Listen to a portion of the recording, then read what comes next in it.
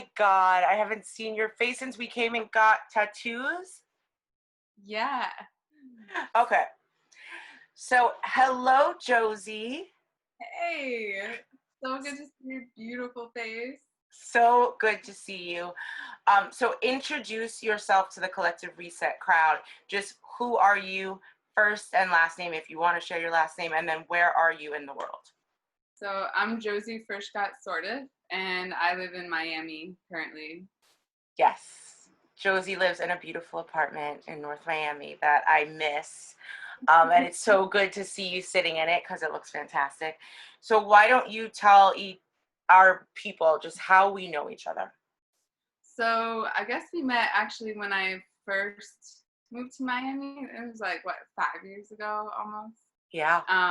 So I just moved to Miami, and I had very recently lost my partner, soulmate, best friend, love of my life.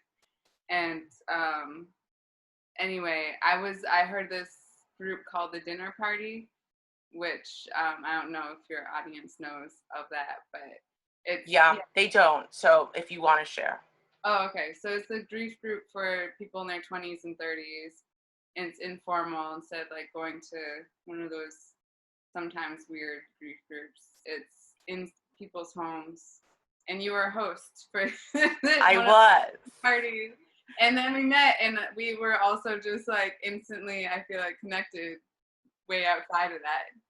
I think like one of the things I love about doing this podcast now is I'm bringing people on that I really did have like soul connections with, and it was just people that I met and it was like, I just love you. And I was a host for TDP, and I had lost my mom and my dad, and this was probably like 5 years ago, and I had a group of people coming over, and Jozie walked in and I was like, oh, that's my person.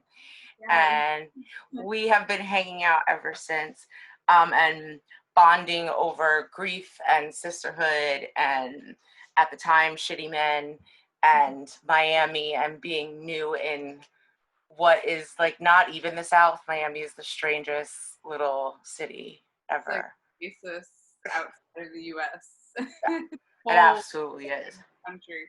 It is a completely different world.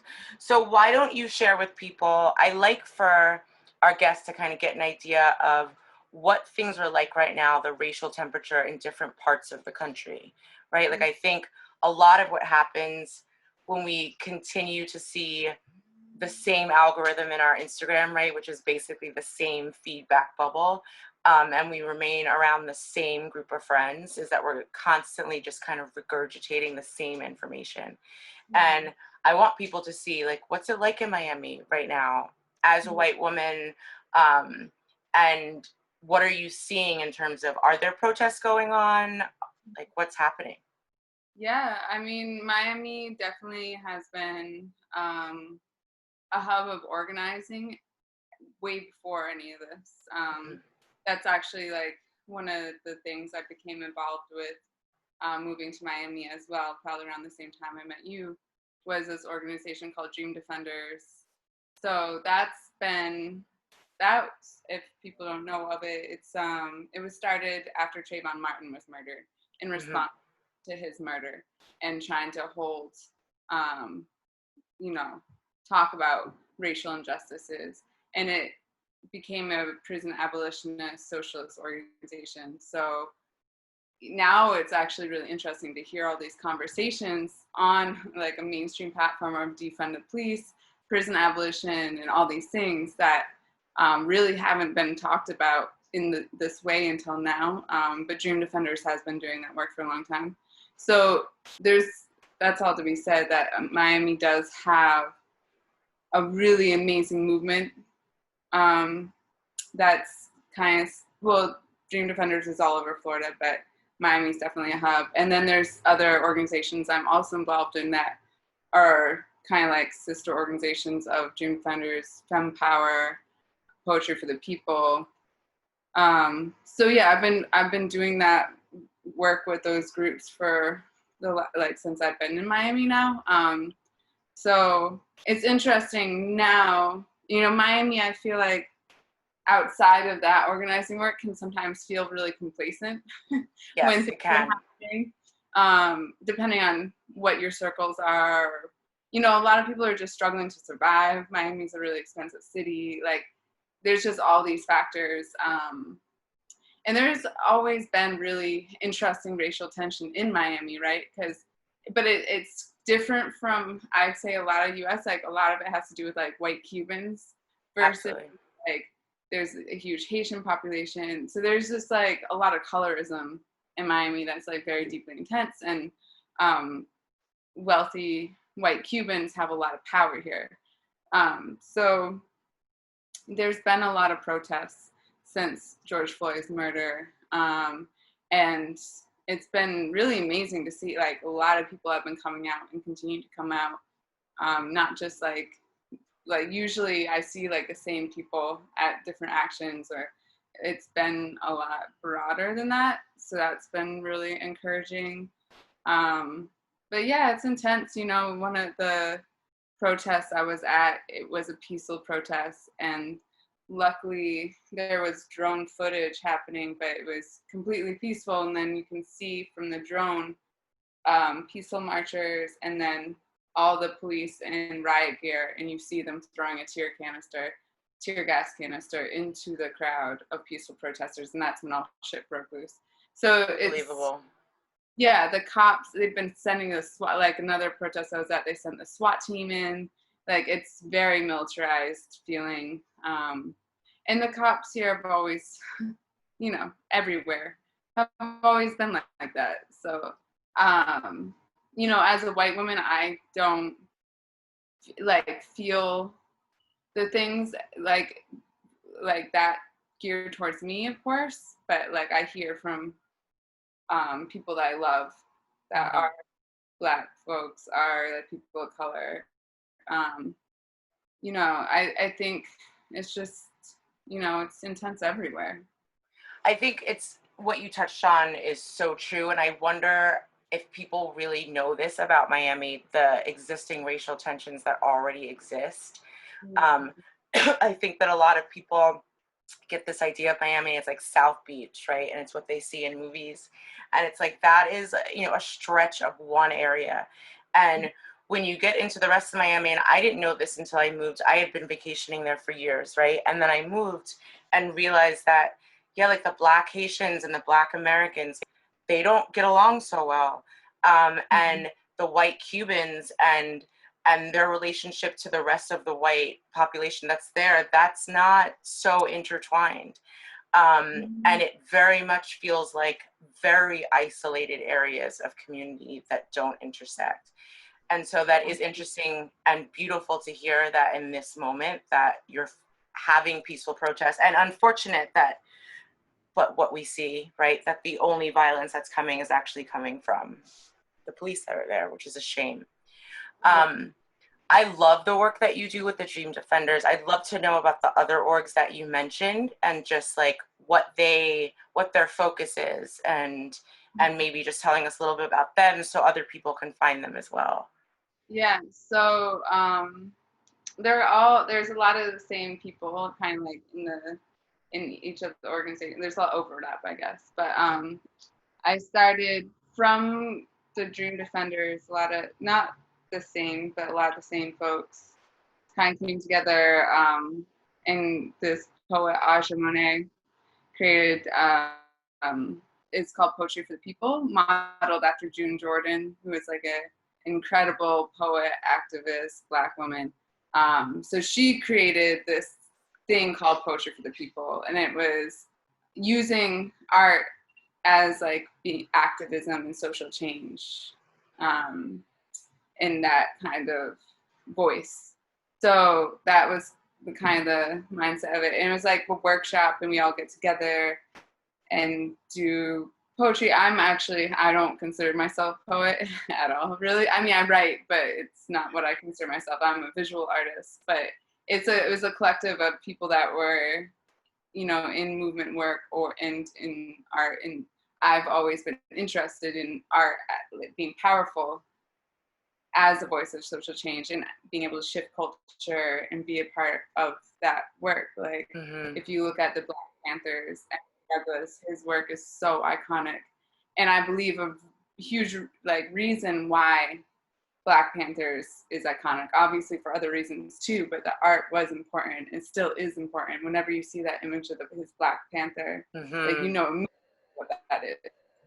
So yeah, Poetry for the People is kind of using that mindset of art and activism. So, you know, we've done like multiple things. Like there's a ton of gentrification happening in Miami. A lot of developers, a lot of, especially in Little Haiti, which is actually where I live, and a lot of people in Poetry for the People live. Like there's developers coming in and just like pushing out the community. Like Little Haiti, as it existed, is starting to not be like that. And That's such a shame. Yeah. Yeah, it's really fucked up. It's like the tactics that the developers are using. And there's no tenant rights in Florida. Like the laws, you know, Florida is Florida. The laws here are incredibly fucked up. Like you only have to give, a landlord only has to give a tenant 3 days notice to evict them.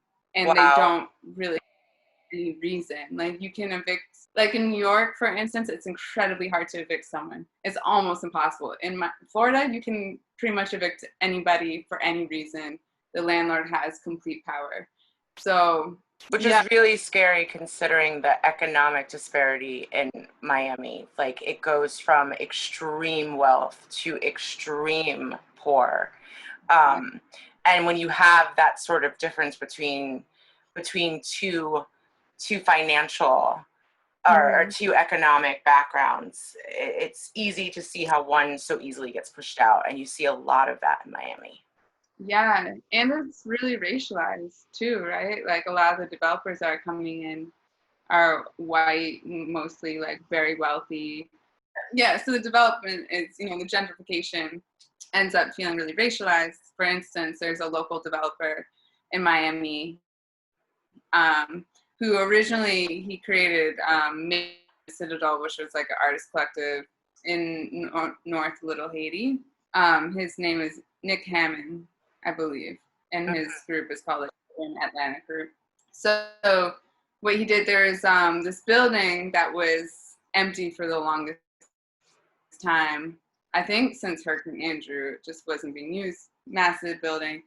And he bought it and was turning it into a food hall. And that's like, it was definitely going to bring about gentrification. And that's one thing, the building was unused, you know, whatever. But what he also did was he bought up, there's all these shopping centers all around the area that were all like Haitian owned businesses for the past 30 plus years that were integral parts of the community. He bought up all those. And what he did is he was actually, a lot of the shop owners, like I said, been there 30 plus years, Haitian owned, started getting, like we're sending the rent in as they usually did, and started getting their rent checks mailed back to them uncashed. And so they were like calling up, like trying to get a hold of their new landlord, and they kept getting the runaround.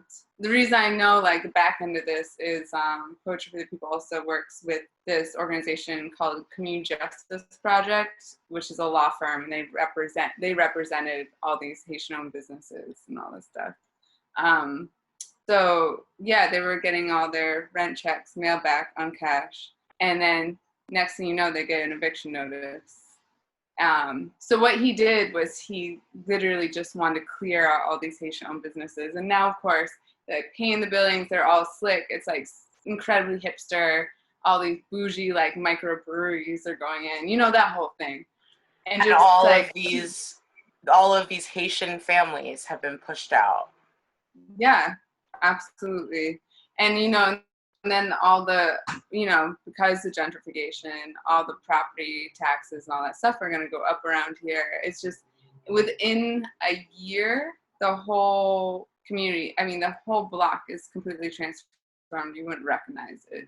Which is unbelievable because I left Miami. We had our last date together. Jozie actually was the tattoo artist for John and I's engagement rings. which are our wedding dates here. But outside, like I was just there, what, a year and a half ago, a year ago. So to hear that this has happened since then is really disappointing and not surprising, especially in a place like Miami, Yeah. but disappointing. When I think about you and activism, I always want to know, like, I want you to tell people how this all started, because as long as I've known you, this is how you've been. Jozie and I used to laugh a lot because I am very much a go to bed at 8 o'clock at night and wake up at 5 o'clock in the morning. And so Wait, Jozie, okay. oh, so I am notoriously early to bed, early to rise. And Yes. in our friendship, Jozie would ask me to come to things all the time that Dream Defenders were doing, and I would not. I am ashamed to say now. At the time, I was like, I'm so tired. I have to be up so early. Guys, And it's past Jozie, 4 o'clock. I cannot leave my house. as soon as the sun goes down, I'm out. And Jozie would be out all the time. And so, like, you were raised in Vermont, right? Like, which in my head is the whitest place ever. So, how did you become the white ally that you are? I mean, yeah, I was raised in Vermont, super white. I also lived in the Bay Area for like back and forth for a while in Massachusetts. I went to school in Massachusetts. I don't know. I mean, I always like my parents were definitely like old school hippies, artists. They raised us in the running around in the woods. And both my parents just had like I really loved their perspective on life and their empathy and just how they move through the world. I mean, my family, like my mom's side of family specifically, they're Jewish and like they've always been active. Like um, my uncle was like a conscientious objector in the Vietnam War and like did a lot of stuff like around like pacifism and they like and I think both he definitely was like marched in like civil rights stuff. They were raised in South Carolina like Mm. back in the 50s 60s, which is insane. My mom left like as soon as she could because the South is crazy, and went to Vermont. But I don't know, I think just being a queer woman and just moving through the world is just like there's so many fucked up things and just so I mean I'm like I'm not very articulate right now. I'm like That's it's okay. it's really I really feel strongly that saying of like no one's free until everybody's free. Like I fully feel that. And as white folks there's so much privilege and it's been really amazing to see people like talk about that on the scale in the last few weeks that I haven't seen white folks talk about it. And I hope that that conversation keeps going. I hope it's not just like in the moment. But yeah, it is a privilege that white folks have is that you can move through the world and not have to think about oppressions and your privilege and like all these things because the system in the US is built on like, well, I like to call it white terrorism because I think words are important, aka white supremacy, but like all the systems are built around that to serve white folks and privilege and all that stuff. So yeah, I've truly like even if the system benefits me and I could just go and live through that and not have to think about things, like I really don't believe anyone is free until we're all free. And also I can't live in a world where someone like that I love is like dealing with oppression every day. And also, like being Jewish, like I grew up, like I had family in the Holocaust. That's like a story that has been told. My She was not my blood grandmother, but she was like a grandmother to me in a lot of ways, that lived near me in Vermont, and she was a survivor. She was in Auschwitz. And I was always fascinated by like the Holocaust, like having grown up and hearing those stories and about that, and having like blood family members that were in it, and just the impact it had on Jews. It just was always something that was talked about since I was little. And it just was something that I could never fathom how another human could do that to another human. It's insane. So I think that also has just like shaped my view in the world of like humans are capable of such evil and they're capable of such beauty as well. And humans are capable of such deep oppression and terror. So I've always felt like I don't want to live in a world, and I will do everything I can to live in a world that doesn't have that. Obviously, that's idealistic as fuck. Like, there's a lot. Yeah, but I think it requires people who are idealistic as fuck, right? Like, I think that is what is necessary, are people like you that are like, but I'm gonna keep going, and I'm gonna keep pushing, and I'm gonna keep fighting. And I love your story, because I think it's like you've never done this for social media. You've never done this to be part of a conversation. It was always just about like caring about the humanity and the lives of people that we call our brothers and sisters and our allies and I'm proud that you're my friend, and I'm proud of the work you do. Um, and I think you should keep going and always be out there at 3 a.m. protesting and pushing, because you guys are what's making things happen. So while the rest of us are asleep. Old. So we talked about how art, right, is always been like a part of the revolution, and it has, right? Like that art is the voice of the creatives, and often lends a voice to what's happening and what we're seeing in the world. So I would love to hear about like your art and what you focus on specifically in your wheelhouse. I'm not an artist. I don't even know if that's what you call it. But like whatever your medium is, and how you feel like you're able to be expressive right now during this through that. Yeah, I do all forms of visual art. I've always wanted to have art be like a centerpiece of my life. I mean, art to me is my, like, that's how I live and breathe. To me, it's that essential. So in order to live in the world that we live in, that's very capitalist and bills got to be paid. I have like my commercial practices, which are tattooing. I also have a clothing line that's textile based called Feisting Threads. That's all original graphics and textiles and stuff. And I do like commission portraits, and you know, you got to hustle to make it full time, pay the bills. But then I also have my, what I call my work, which is not commercial, which is actually like always been something for me. That's how I process my life, like things I've gone through.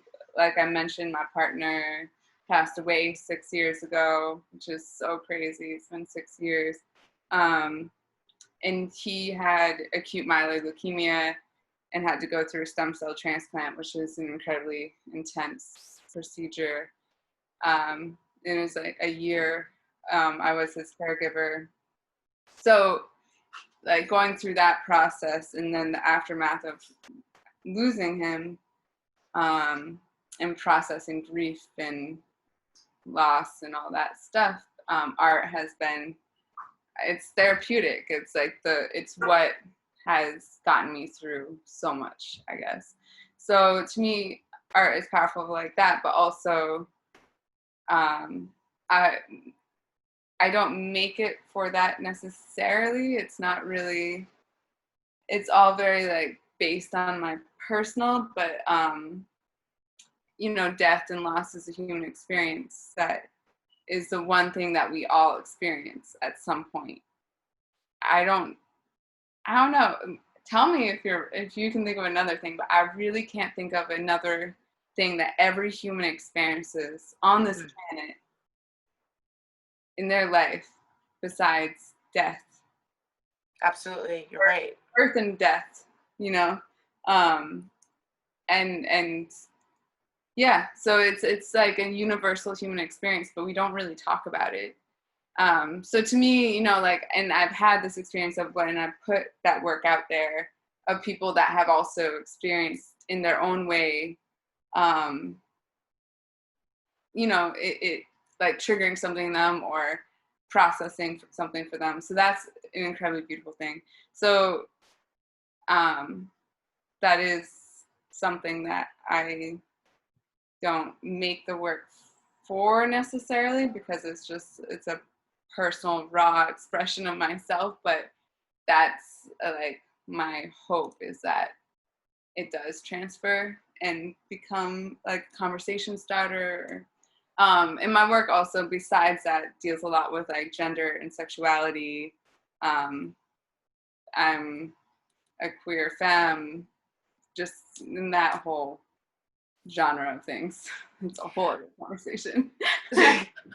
So I'm wondering, like, right now, I feel like a lot of people are trying to figure out kind of next moves, right? It's like a lot of people have lost jobs, or a lot of people are doing what this podcast is about, which is like resetting themselves, right? Like old normal wasn't fucking working. So how many of us are sitting around being like, you know what, I don't want to return back to this. And I'd like to start doing what makes me happy and what brings me joy, and spending more time with family or on the things that spark something in me. And so as someone who has been freelance and who has been hustling her ass off for years and years, how would you suggest to people who are like, I'd like to get started as a freelance artist, like what worked for you? And then what were you like, damn, I wish somebody had told me in the beginning not to waste my time on A, B, C, and D? That's a great question. Oh, you're so welcome. You're just bringing it. Damn, you're making me think right now. I'm like, shit. I would say I'm terrible at business marketing. If you want to, like, even if you're doing fine art and not trying to be commercial, like, you have to be business oriented and be able to, like, I wish I took a business class. I wish I was more savvy with like that and how to like make money. I feel like I've been a full-time artist for like 10 plus years, and still I'm like, man, every year, like, it's a constant hustle. I'm constantly working, which even if it was financially comfortable, I would still do that because I just am workaholic. But also it'd be nice to not have to stress about money. So I wish that I was more business oriented. So I would definitely suggest taking a business class or doing something like that, because the fucking business, whether you want to think it is or not. Yeah. Definitely is. And I mean, now we have all these platforms, right? Like social media and all that stuff, which can be really like, I really hate the phone. I hate social media. I try to be good at it. It's one of my least favorite things. It takes me 2 weeks to respond to text, as you know. Sorry. Oh man. But yeah, I mean, just learning how to use these resources to your advantage definitely helps. But it's funny because I feel like most entrepreneurs say that. I think, like, even though I do work with TDP, I consider myself an entrepreneur. John is certainly one. And I feel like as much as we hustle, yeah, but I feel like as much as business classes from you guys. well, I thank you. But I do feel like as much as we hustle, there's also this like, but I would never want to do anything else. Right. And I feel like, yeah, it's stressful and your job kind of never ends. And it's like, one year you're up, 1 month you're up, 1 month you're down, 1 week is good. Like it flops back and forth. Mm-hmm. But when I think of us coming out of this moment, right, of this like collective pause, right, like we were all told to sit the fuck down, and it was like for us all to stand back up. I feel like whether it's going to be hard or a struggle or a hustle or not, I feel like the joy you get from succeeding at what you love, like, is just so worth it. And I feel like we all got sat down because most of us were miserable because most people weren't doing what they care about. And it's like, I'd rather hustle and be stressed with Hell, it. fucking yes. Because life is short, as we both know. Yeah. All too well. And you cannot take life for granted. And that's the most cliche shit ever to say, but it's so true. And even I forget that sometimes. Even with having such a deep experience with loss and death and all that stuff, like life is too damn short to be doing some shit every day that you hate just to pay the bills. Now, it's a privilege to like not have to do that in some senses, but also, you know, like I definitely like don't come for money. I had to make it happen. Like I don't have something to fall back on.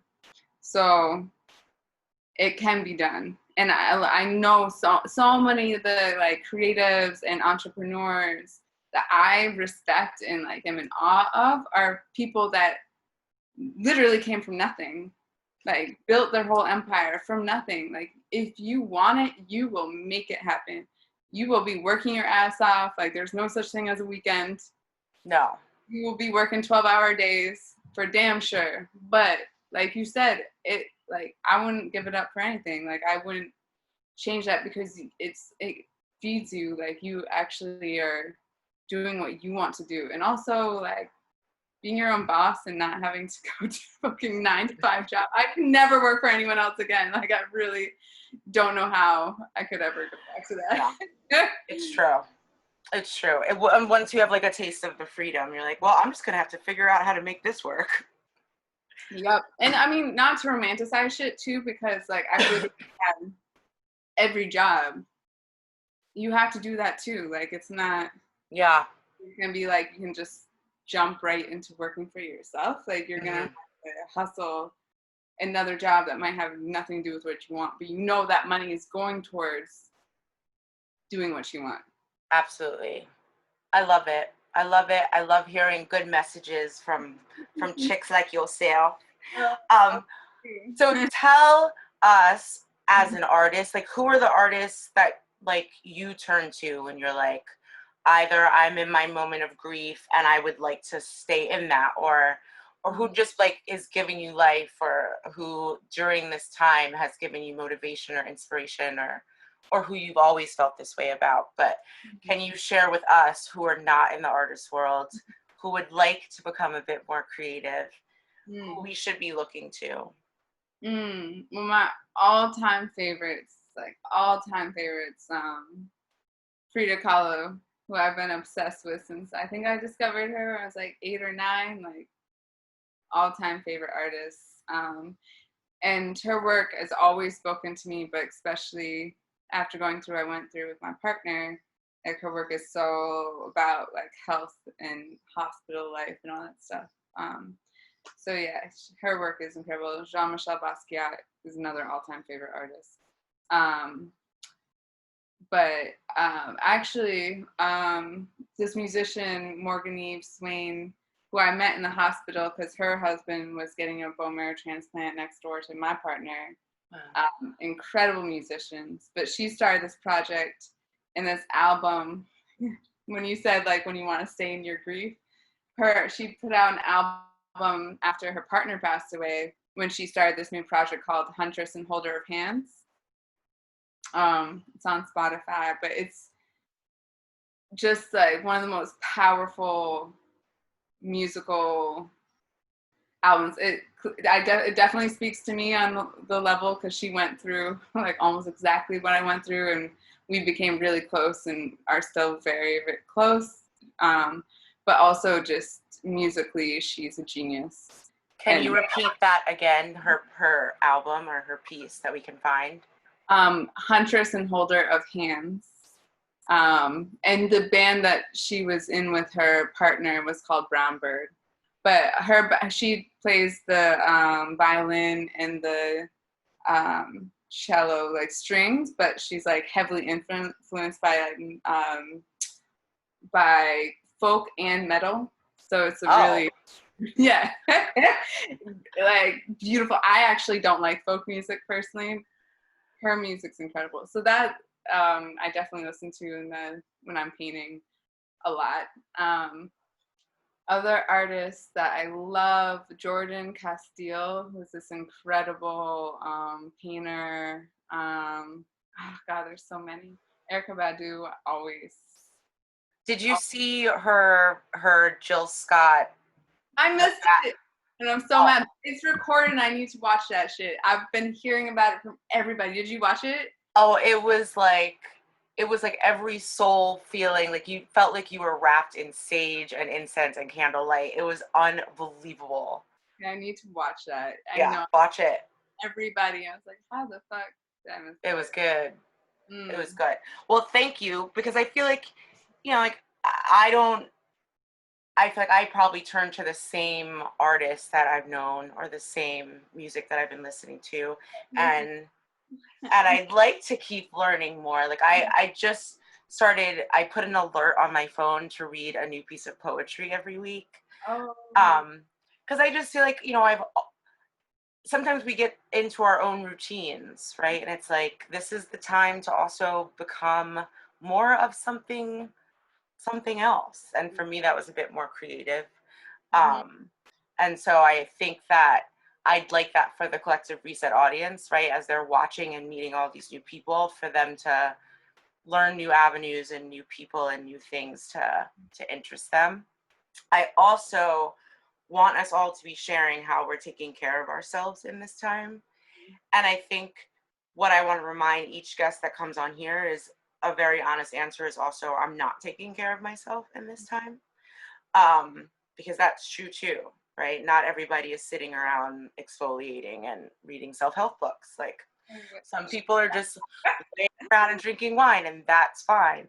But what are you finding you're like turning to reel yourself back in or balance yourself right now? So like I mentioned, growing up in Vermont in the woods, in the middle of nowhere, nature has always been really important to me. So just being in nature, like being in the ocean, going for bike rides, just being like outside, exercising in nature is probably one of my all-time, like meditation. I'm not good at meditation. Like way too ADD and like way too I've been told many times I need to learn how to meditate. I'm trying, but bike riding to me or like doing something like that is where I can meditate. And then I guess art, like I started this new piece recently. I usually work small, but it's like I usually work like on like this scale, and it's a 4 by 6 foot panel. So oh wow! So I've been doing that, which has been really amazing. Feeling, yeah, just good to work on some stuff. But really, like lately, I haven't been doing either of those so much, just because of everything going on right now. I feel like there's not time for that right now. Although self-care is important,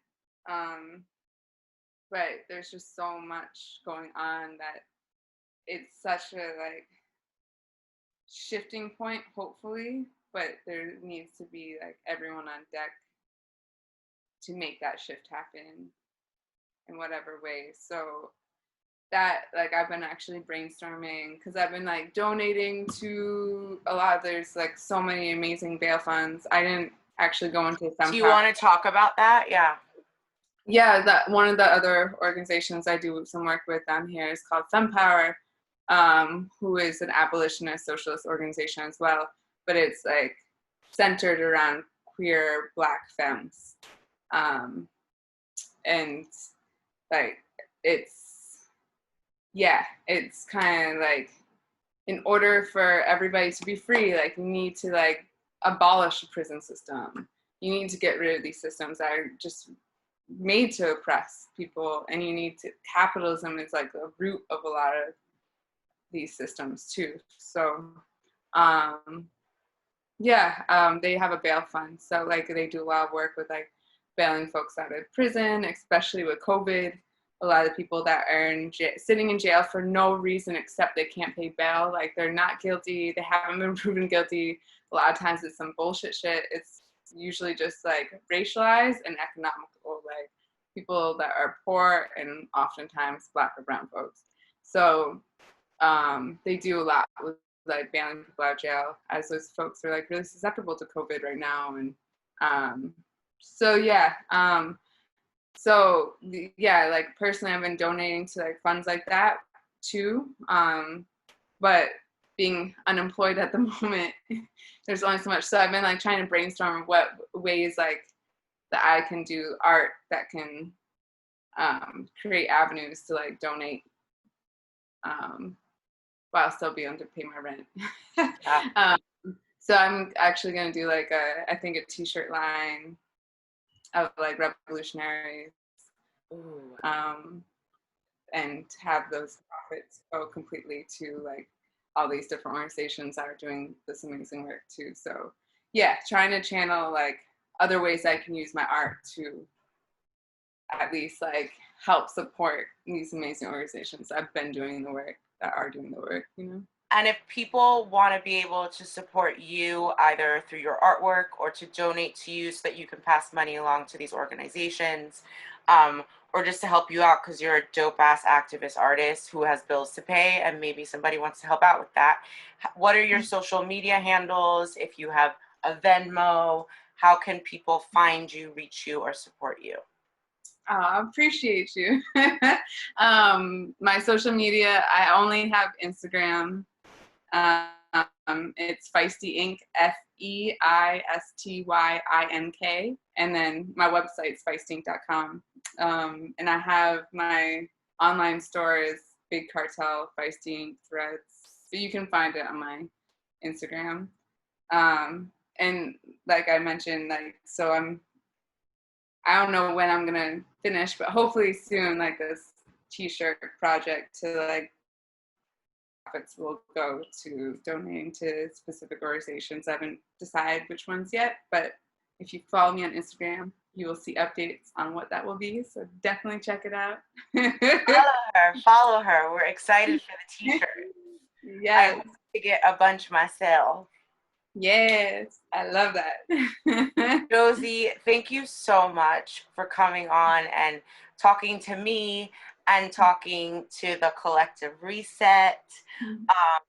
I hope that our audience got as much from you as I always do, which is just leading with your heart and being so authentic and so real all the time. And I love you and support you, and I want you to out there protesting and doing everything that you do. We all thank people like you all the time, if not by mouth, at least in hearts. Well, I love you so much, and it's such an honor to be on your show, and I'm just always inspired by you as a person, the work that you continue to do and have been doing.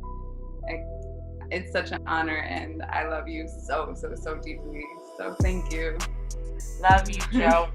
Big kisses. Hey.